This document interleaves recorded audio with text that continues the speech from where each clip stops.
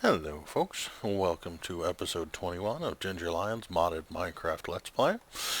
This is the Agrarian Skies map pack, and if you guys recall last time I made myself a mob grinder down here, and I was wondering if the cursed earth would spread. If you take a look in there, I know it's a little hard to see, but the entire floor is covered with cursed earth. And there are lots and lots of mobs in there. In fact, I decided that it was so effective that I shut it down for a little while and did a little digging, came in here and replaced all of the dirt, used a silk touch shovel, picked up a little bit more cursed earth, and as you'll note, it's all grown back. So I think that's absolutely wonderful. We're getting a lot of mobs. Oop, wrong elevator.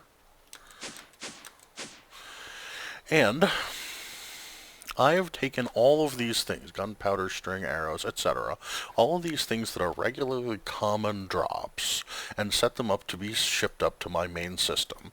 This has left me, and because I was getting so much of it, all of the leather armor, shovels, swords, bows, all the chain armor, all the golden armor, and these iron items. I've been getting all of these from the mobs, so I made some fuzzy export buses, and I'm exporting them to the trash. This has left me so far with this.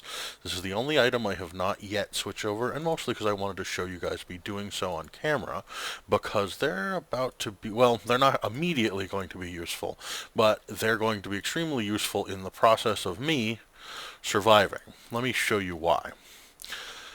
These items can be crafted into red heart canisters. I have to go get some necrotic bones, which only come from the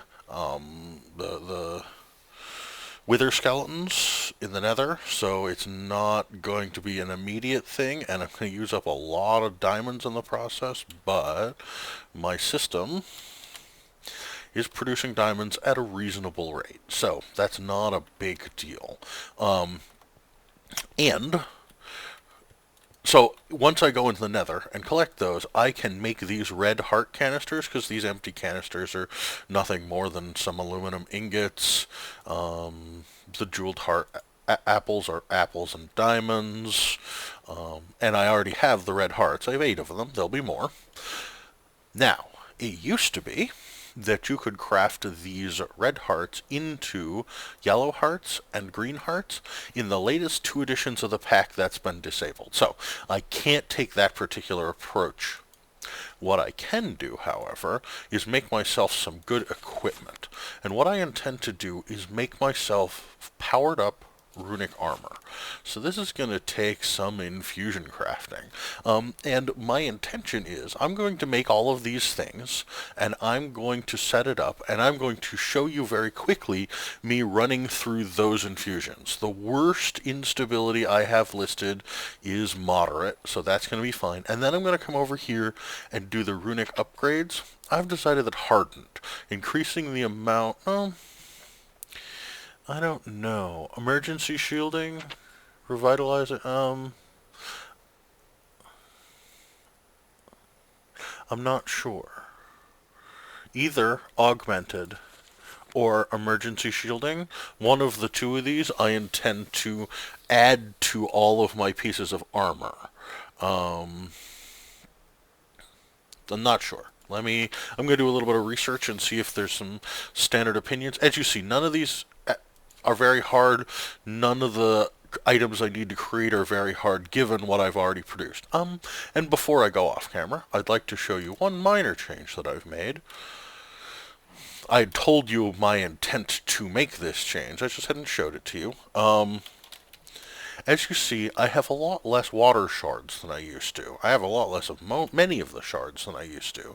The reason for that is this. I came over here, and in the area underneath my altar, I added a bunch of crystal clusters.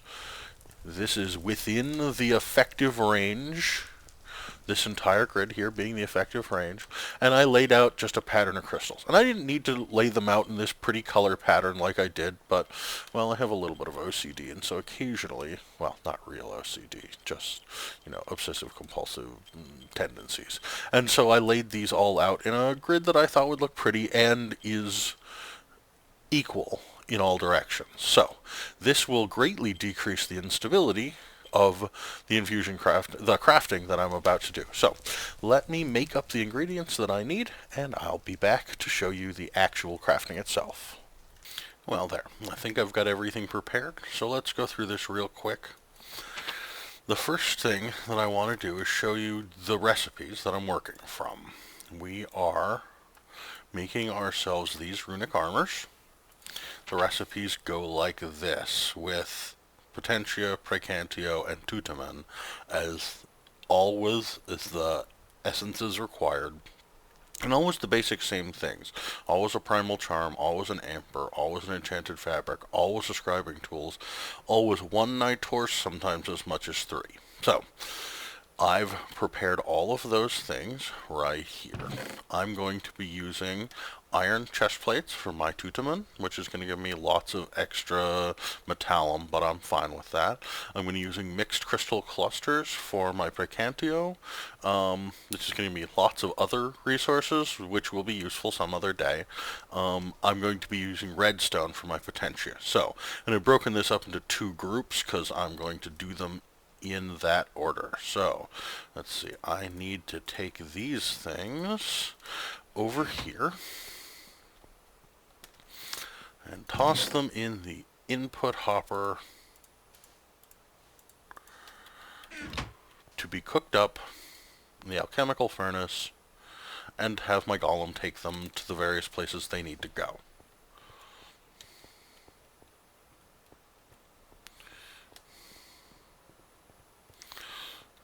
There's my Tutamen slowly building up.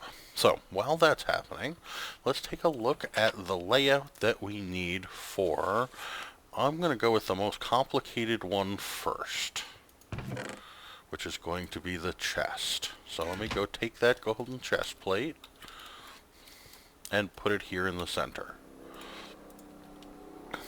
And now, I would like, if possible, to organize these in such a way that I can not have to do a lot of extra, lot of extra resetup every time. So, if I build this up with the idea that I want this and this to be able to both work, which is what I'm going to do, I'm going to need primal charms, amber. Okay, let me start with this.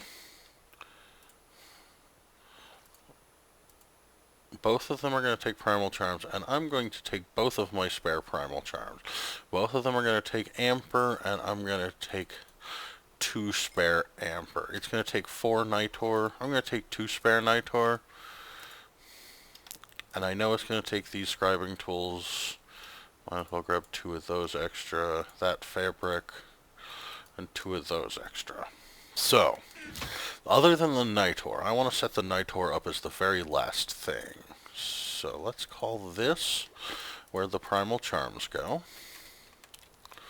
And if I look at the recipes, it shows sort of across from the primal charms to the best of its ability to be across is going to be the enchanted fabric. So let's come to my opposing altar, which is this one over here, and toss all of my enchanted fabric in here. And again, take a look at the recipe. Which next 2 are going to be opposed? Amber and scribing tools. So let's pick this as our amber location. And this is our scribing tools location. Now, those are as balanced as I can make them. Unfortunately, for this recipe, there's 5 items. That can't be balanced. For this recipe, there's 7 items. That can't be balanced either. This recipe is perfectly balanced. There's 6. They can be balanced across from each other. But I'm not going to be doing that one quite yet. So, Instead, what I've got is, actually, I just realized something. I'm willing to bet that I did not, prior to laying this down, scan this golden chest plate, and there's no reason not to have that extra research point. There we are. That's nice to know. So, I need 3 nitors set up in this recipe, and I only need 1 in the next one. So what I'm going to do, I'm going to pick this, and I'm going to put 3 nitor there, and as directly opposed to that as I can, I'm going to put 3 nitor, and I'm actually going to go back and grab a little bit more spare nitor. And then it really doesn't matter where I put it because it can't be balanced, so I guess I'm going to put it right here. So, let's go and see how my golem is doing. Well, clearly he's running back and forth, so there's still a lot going on. It's cooking off the mixed crystal clusters, and it's still got 3 iron chest plates to go. So, I'm going to let my golem do his work, running back and forth and all, and I'll be back with you as soon as he's finished emptying out all of this stuff. Okay, my golem has stopped running around. Let's go and verify, just because I'm that kind of guy. So we have 60 per Cantio, and I happen to know that I'm going to need exactly 60 per Cantio for this recipe. I have a full jar of Potentia, which is fine because I'm going to be using another 60 Potentia on this recipe, and we have 32 Tutumen, which is good because we're using 30. So, here we go.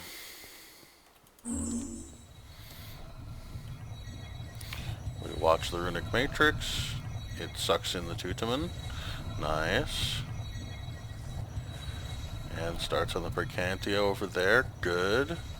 Nothing's getting knocked off any pedestals. I don't see any active instability occurring yet. Let's keep watching.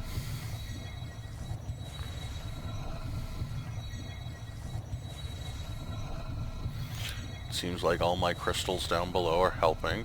Now, the further you go in the recipe, the more instability there could potentially be. For every second that this thing is active, it increases the likelihood of something getting unstable. Let's go and pull that in. Good. And the fabric. Good. Nitor. Looks like it's just going to steal from the same nitor, which is fine. And there we are. 1 completed recipe. Now, before I do anything else, I'm going to scan that. That's worth a lot of good research points. That'll help me move forward. Now, immediately on to the next recipe, which is the helmet.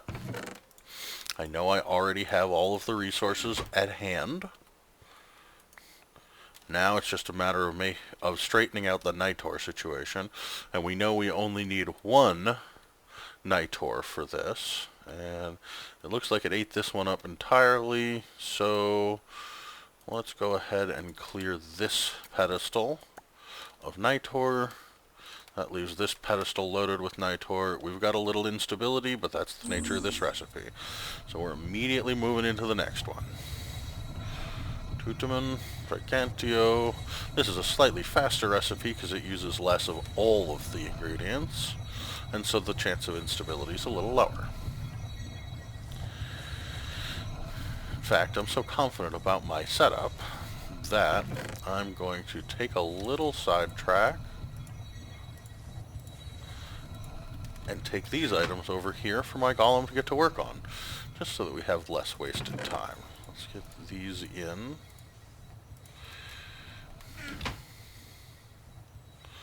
I'm going to hold off on the redstone and the mixed crystal clusters for the moment while this recipe finishes. So once again, scan that. Nice. For the moment, I'm going to take both of these and put them right in here. Now, I know that, well, let's go check and verify. The next two recipes call for the exact same things. We're just looking at different ratios. In this case, it's exactly the same layout as the helmet for the feet. So, to make this easy on me, I'm going to grab primal, I already have my spares because I had no instability. So I'm just going to toss my amber in here with the amber, my spare primal charms in here with the primal, my scribing tools in here with the scribing tools, and my cloth in here with the cloth. Now, the only thing we have to do is arrange for Nitor, and I've got spare Nitor already sitting here for the helmet that I can use for the leggings. Sorry, the feet. And is my golem done? He is with the stuff I put in there. So let's put in the mixed crystal clusters, which are what's going to make him run the most. And then the redstone. So, clearly I've got to cook these items up and have them distributed. Once that's been done, I will be back and we will do the next two recipes. Okay, folks, so my golem is still running on the potentia, but I got enough to activate the recipe, so I might as well use it up now. There's all the tutumen already. Such a pretty process. I really like how this is designed and set up and works, and I don't know, it's just really nice.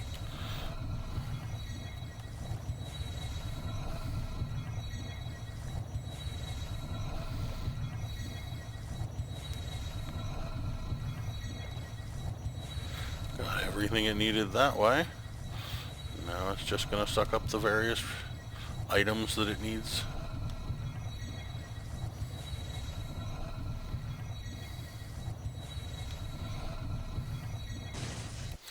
And we're finished with the boots. Scan those. Toss them in the chest. And just take a quick check and make sure that none of the things, it's only just got some Ignis left, and that's just about done. I don't need it for the recipe, but it makes me feel better to know that everything's cooked out and everything's done. So, one more time, just check the Percantio. Make sure that it's enough for the leggings. For the leggings. Good, because I need 30 and I have 35. I need 30 and I have 35. And I need 15 and I have 22. I'm in great shape this direction. Now, the only other issue, other than somehow a torch getting knocked down, let me hit F7 real quick and make sure there's nothing dangerous around here. Good, that makes me happy, is that we have to set up a second Nitor, and this allows us to balance this recipe out, which even further decreases our instability, not that we've had any yet, cross our fingers. And the last one in the basic armor creation process.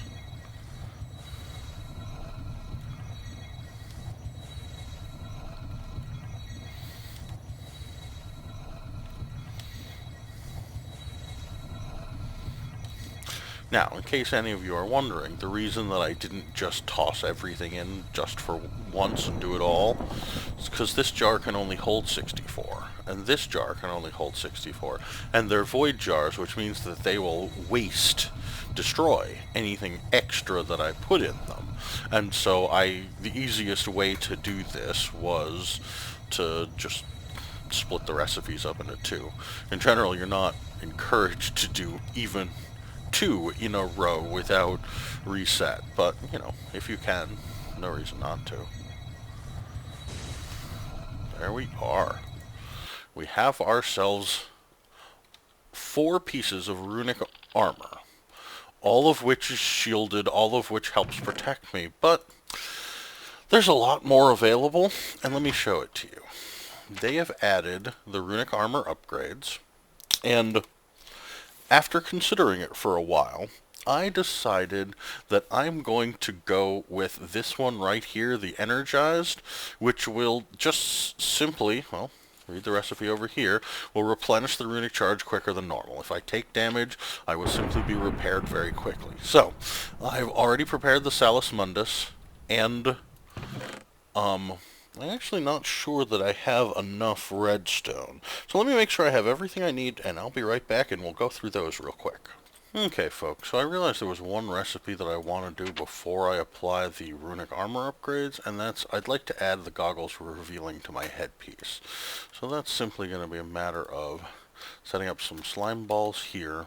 Unfortunately, I don't have a spare if it gets damaged, but the runic headpiece here, the goggles of revealing in the middle,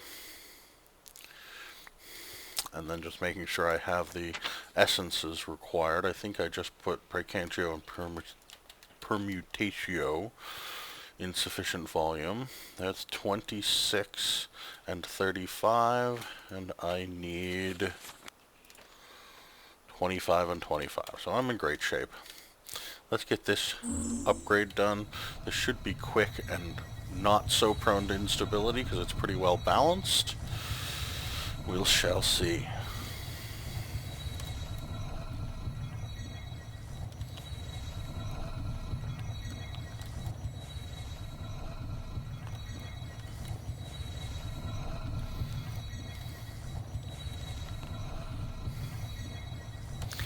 Dissolving that, got that, dissolving that, all is well.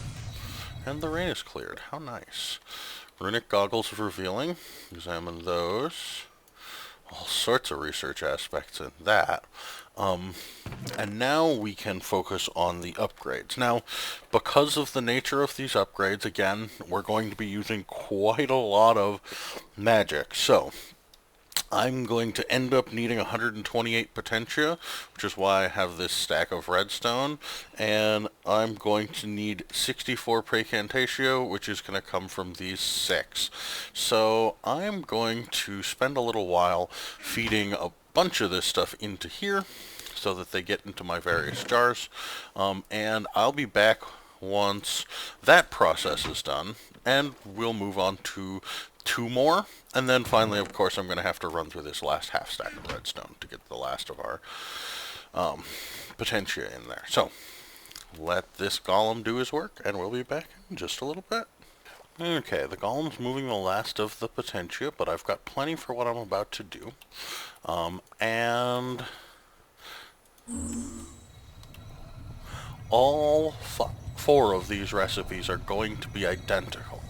I've just got 3 fire shards, 1 redstone, 1 Salus Mundus.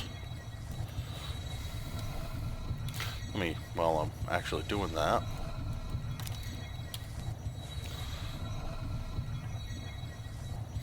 the Salus Mundus, well, I guess I have to show you in here.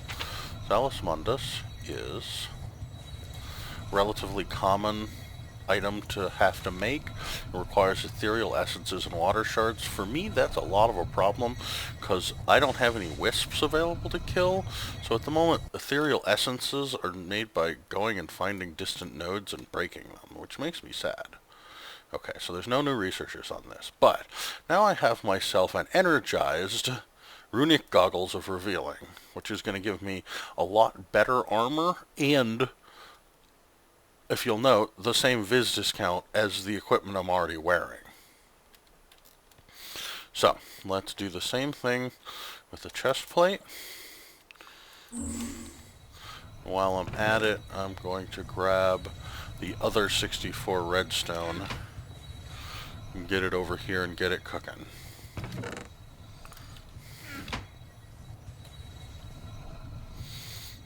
Which sort of necessitates I move moderately quickly on the next 2 items. There we go. It's sucking up the last of that potentia. Now it's pulling in Salus Mundus, redstone, and red shards.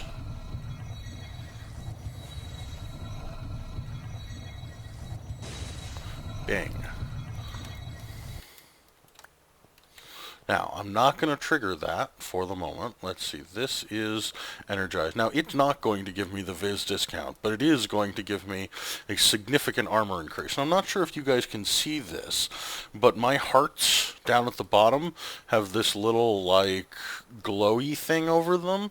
That's an indication that I literally have shields up. I wonder if we can see it from the outside. Nope, nothing visible about it. Probably when I get hit, but otherwise, no. And another advantage that I like to this armor, it allows my skin to show through. It doesn't have any attached texture that gets in the way of you guys being able to see the skin that I like so much.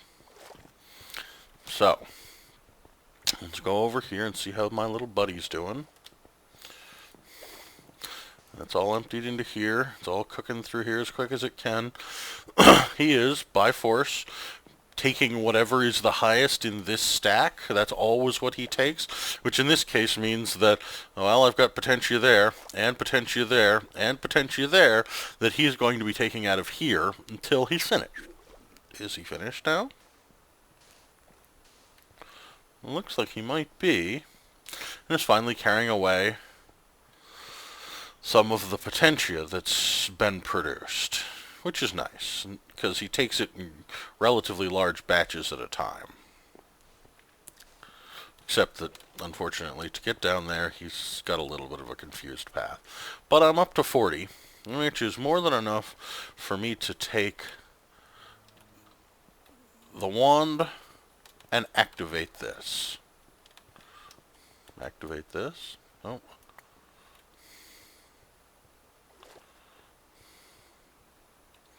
Is there something wrong? Let's see, I've got... Oh, no, I'm missing one of my shards. It looks like it preferentially pulled from this shard package over here. So, there we go. That's what was wrong. Get that started. That'll help drain out some of that Potentia to make sure that we don't waste any of it. Looks like we may be wasting some right now. Ooh, I didn't have enough Precantatio. That's a significant problem. Do I have any spare crystal shards? What do I have that has Precantatio on it? Looks like I'm about to destroy a primal charm to make this recipe work. That's unfortunate. But this is what happens when you don't go check everything like you're supposed to.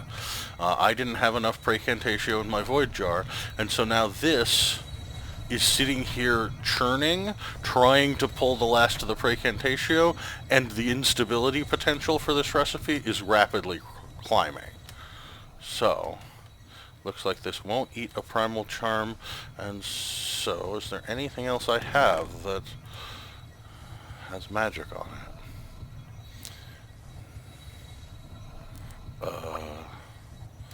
Well, I better move quick. What are my choices? Precantatio.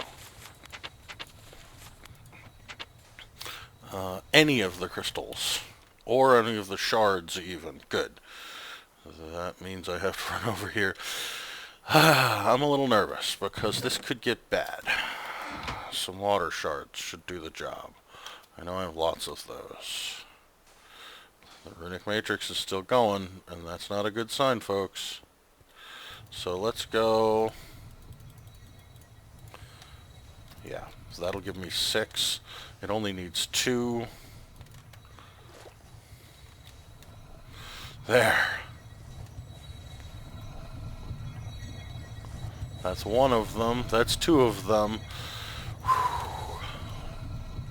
So, in the process, because of all of the crystal clusters I have arrayed down there, it hasn't destroyed any of these items, which it could have. It hasn't shot out any lightning bolts and harmed me, which it strongly could have. It hasn't done any of the negative things that this enchanting process can do, which basically tells me that the crystal cluster setup down below has helped pretty considerably, because that was a pretty big mess up, folks. I did pretty poorly on that. So, I am going to, well, I have one more to do. I need 32, and I have 32 there. And in terms of Precantatio, I need 16. So, making sure that I have more than enough would be a good idea at this point. This will give me 2 spare. I don't like it when I make mistakes like that. I mean, I guess no one likes it when they make mistakes, but that's life. It didn't hurt me, and it didn't cause any significant problems. So, I now have energized those 3, and all I have left to do is make my foot pieces.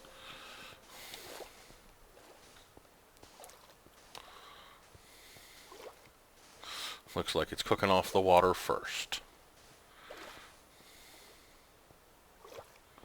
Which is why he's just basically running back and forth to the water jar, which, or the vitreous jar, both of which are completely full, but because they're void jars, I'm not overflowing, I'm not blocking up this system, I'm just wasting vitreous and aqua, both of which, obviously, I have in great abundance. So, on to our last.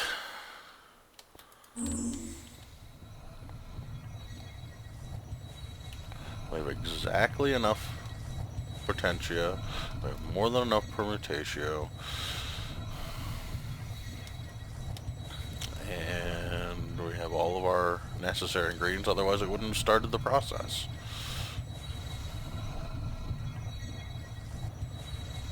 There we go. Got everything it needed. Starting to eat the reagents. I was a little bit concerned, by the way, about Salus Mundus, again, because I have to destroy nodes to get it at the moment. It's not a pleasant thing, and so I haven't been making extra, even though perhaps I should. But, there's my runic foot pieces, and now I am, despite not looking it, I am pretty well armored. That makes me happy. So, now, I think I may finally be approaching willing to do a little bit of exploring in the nether. So, let me get myself a little bit better prepared. Actually, I have one more thing that I want to make. Let me look at how it's made. The warp book is an extremely easy thing to make. So let me go and show you guys what it is and how it works. This is sort of the de facto way of producing yourself some safety in a lot of different ways. So, I want this recipe, please. I guess I don't have any books.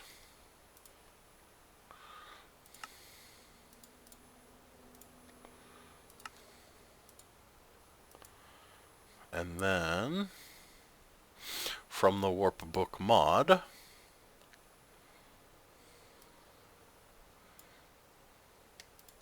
the only other thing available is the Unbound Warp page. And I'm going to get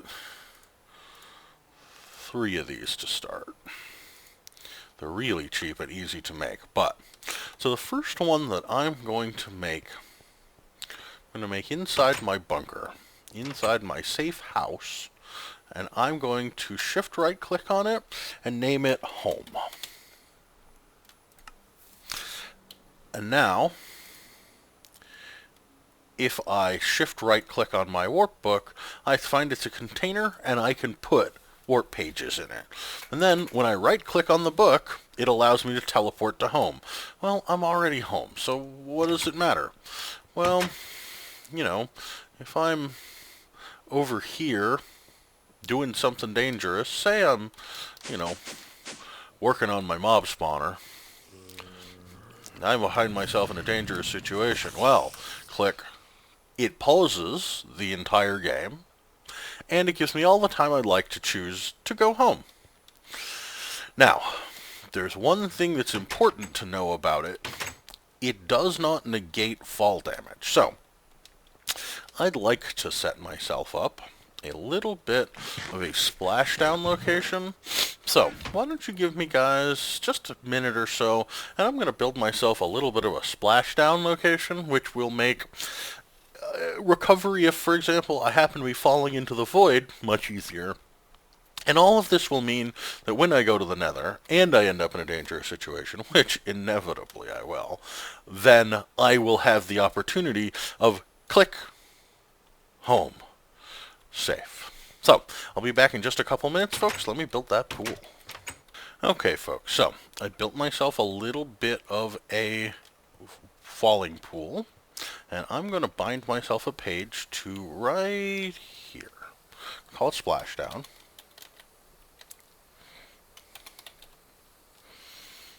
And then, because I like to do this before I have to for real, I'm going to choose Splashdown. And I notice it drops me on this brick over here. That's just fine. So now, I'm going to go ahead and remove these 4 blocks.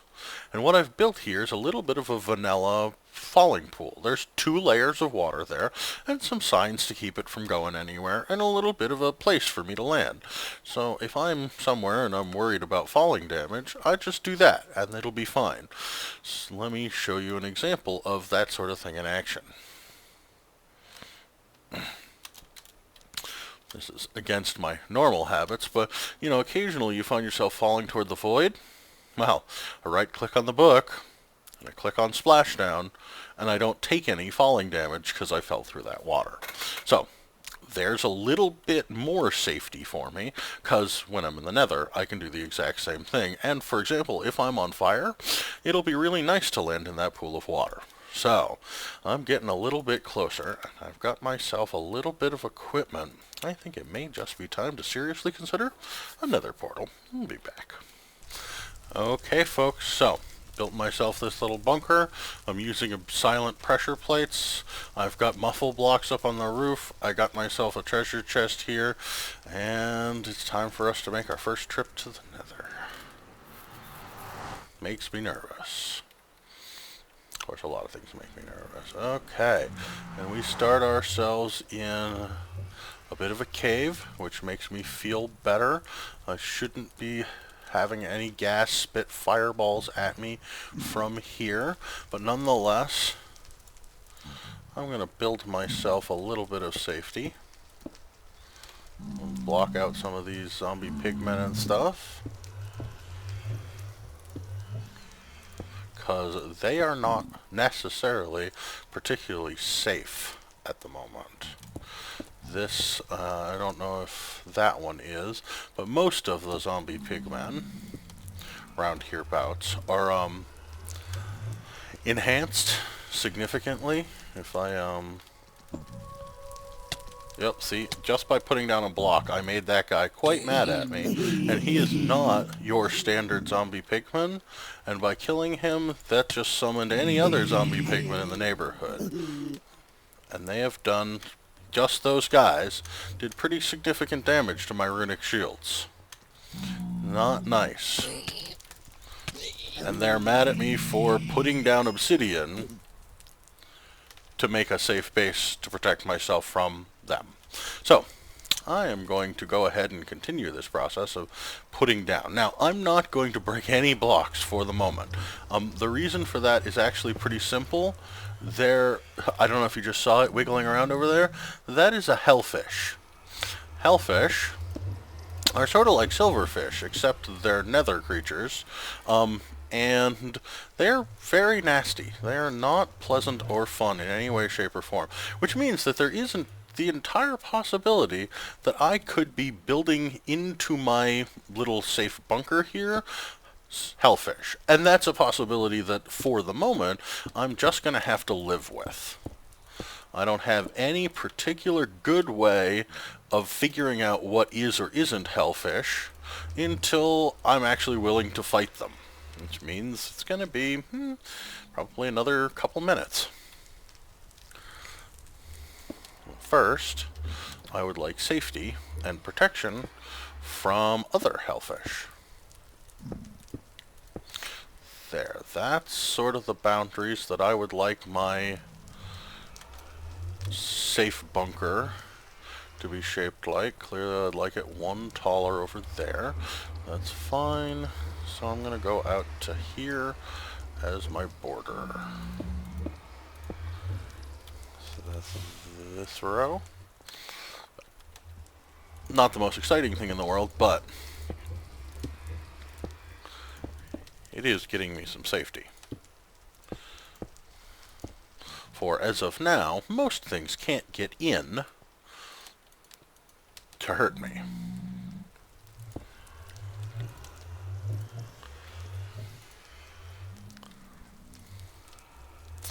And I'm going to run that safety up another notch by, let's see, I want that to be my floor level, and I've filled in everything below it. So I am going to take the risk of taking this rutile ore with my silk touch pickaxe and taking the block below it, which is also rutile ore, and placing an elevator there, placing an elevator at roof level. This is where I'd like the roof of my building to be. So let's get a little more of my preferred safety building material.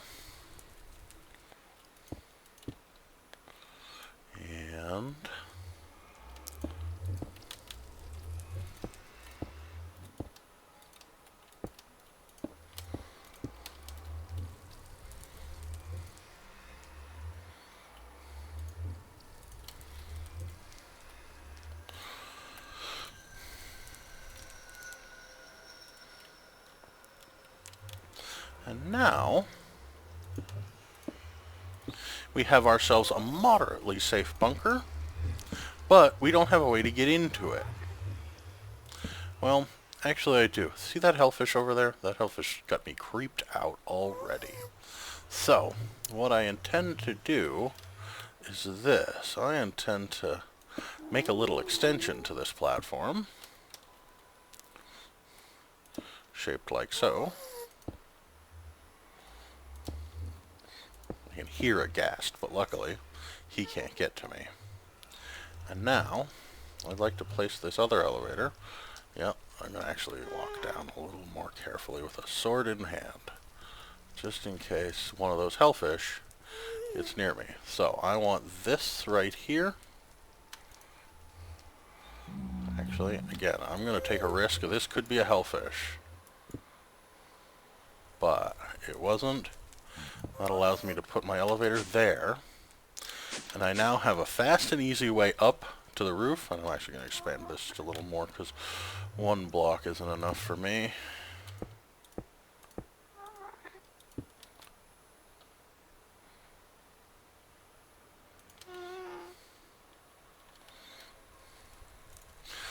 There, that feels better. Torch there, torch there, torch there. So, now I've got myself a little bit of a home in the nether that I'm willing to risk having to do a little fighting inside of, which I haven't had to yet, but I'm going to clear out a whole bunch of these bricks. Now, any one of these could be silverfish eggs, which is why I'm taking a pretty significant risk by hacking into them. But I'm not doing so willy-nilly. I'm doing so, again, to produce myself some safety. I'll be happy when all of the walls and all of the floors of this structure are made of obsidian, because then I know that nothing can get in and get me.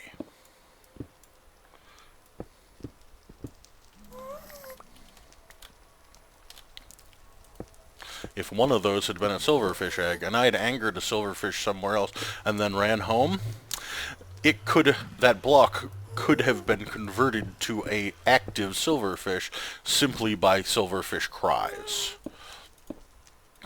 They summon their own, as it were. Okay. So yes, I know not the most exciting building process, but hopefully the added excitement of me being in the nether while I'm doing it will help amuse you guys to some extent. I wanted to show it all on camera just in case I die. You know, trying to make sure that you guys get to see the interesting parts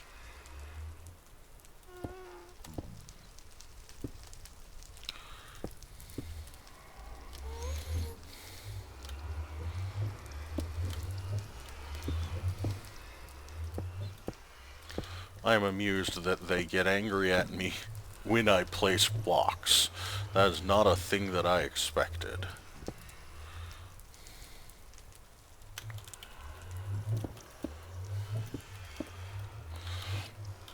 A little bit more of the ceiling to make that safe.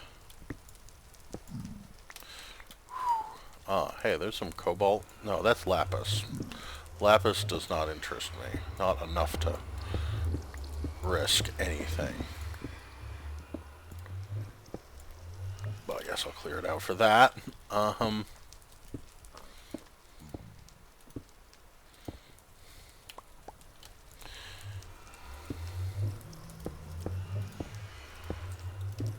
Feeling like my luck is going to run out relatively soon, folks. I feel like I'm about to run into something dangerous. I'm hoping, of course, that I manage to completely finish this home, as it were, in the nether, without tripping any silverfish eggs, without running into anything dangerous, and thus have made myself a safe bunker to work from. But I just don't know. I just don't know. Aha. Luck has been with me. So. Ooh. That's frustrating.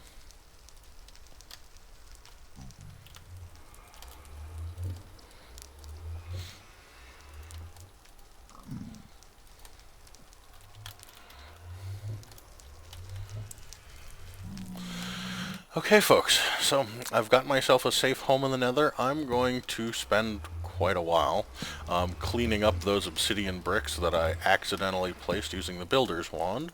This set right here surrounding my portal. And I'll be back once I'm not doing something that boring.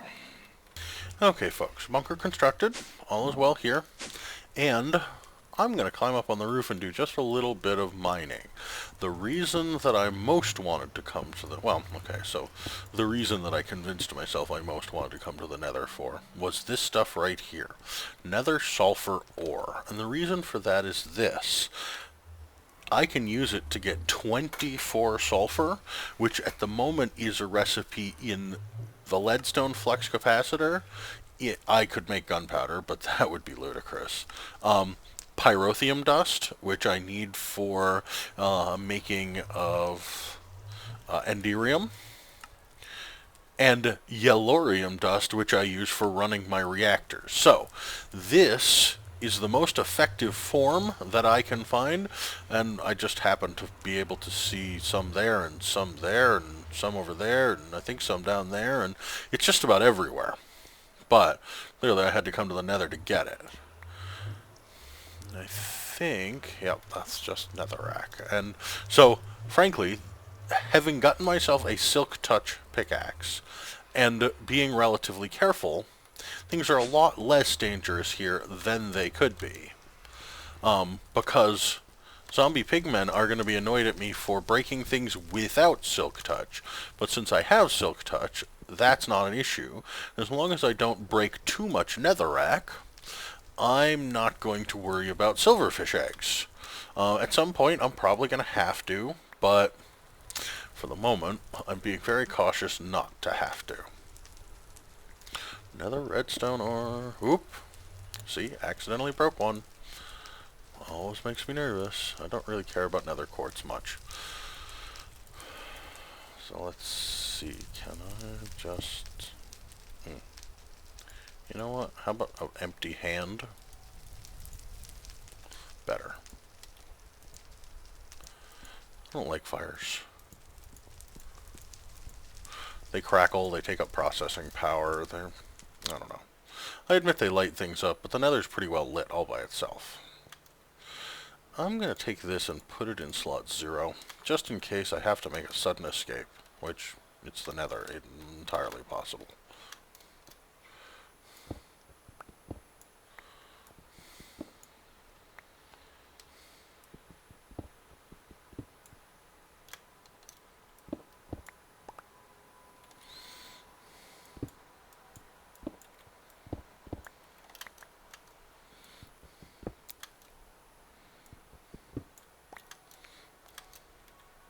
So up till now, the only source that I've had for this sulfur has been grinding up coal.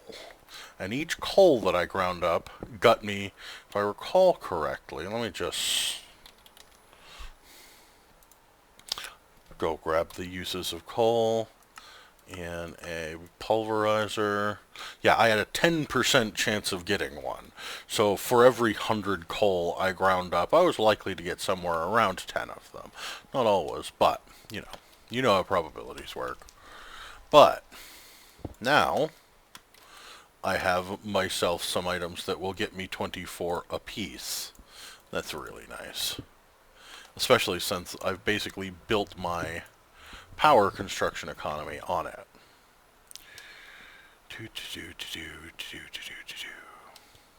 Scary nether place, scary nether place. Oop, and I let my hunger get really low, doing all this mining, because I'm not used to mining. Brought good food, though. That's good. That's an ore. And all this jumping.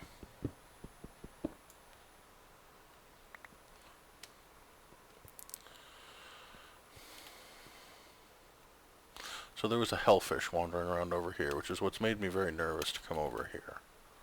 But there's this sulfur ore, which I want a lot.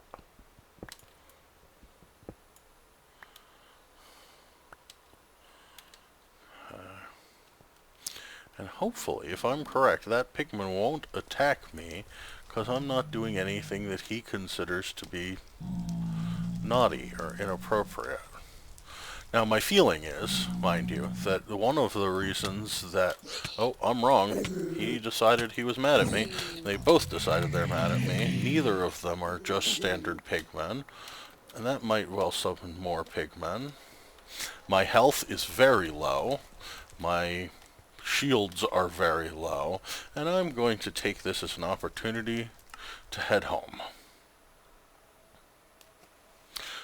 With my ill-gotten gains intact. Whew, nervous making. Now, do I have a pulverizer downstairs that's not doing anything specific? No, I don't even have a pulverizer down here. Time for me to fix that. Yeah, there. So, I'll be right back, folks. I'm going to set up how I'm going to process these ores, and then I'll show you once I've got it set up. Okay, folks, so now I have this pulverizer set up, just like all the rest of these devices. That's going to input from the top and output to the back. And I'm going to set a precision export bus on it, and I'm just going to verify which of these can be pulverized into the necessary stuff. So, let's see, pulverizer or induction smelter. No, pulverizer is what I want here. And copper, the same, and rutile. Rutile I'm going to ignore for the moment. Ardite, I'm pretty sure I'm going to ignore that as well. No, Ardite, dust, and pulverized gold. Lapis, yep. Redstone, yes. Lead, yes. Just to make sure I'm not overloading this machine, yep. And obviously nether sulfur. So, what I'm going to do is just set this bus up to export stacks of all of these things. Is it going to run very often? No, not really. But every time I come back from the nether and drop a bunch of ores into the system, and I'd really like to know that mostly it just automatically processes them into their sub-ingredients. Nothing's in the system right now, so let's go ahead and toss in those ores.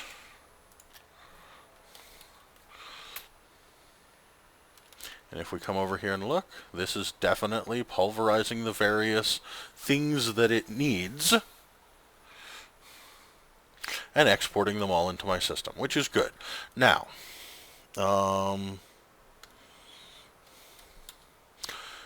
I need to take a look at, so this is going to produce pulverized versions of a bunch of these ingots that I don't, at the moment, have a use for.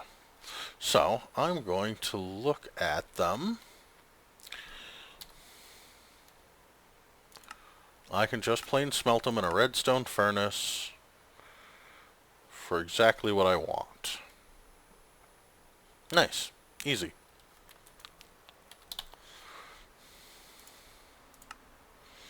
One redstone furnace.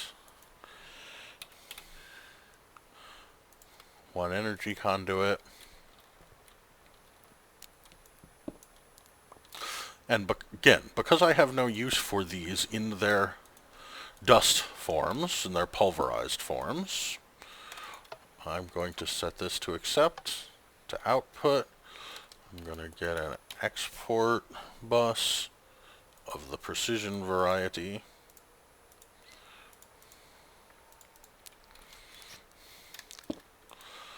Stacks, copper, ferrous, lead.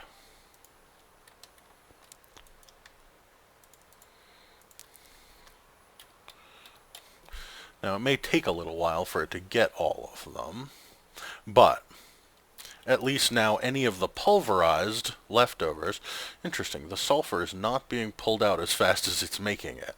That actually pleases me, because it's nice to know that I have quite a lot of sulfur available. Let me actually look at that. Oh wow, to see that number into the 500s means that I don't have to worry about power for a long time. Or it would mean that I could make myself one heck of an impressive...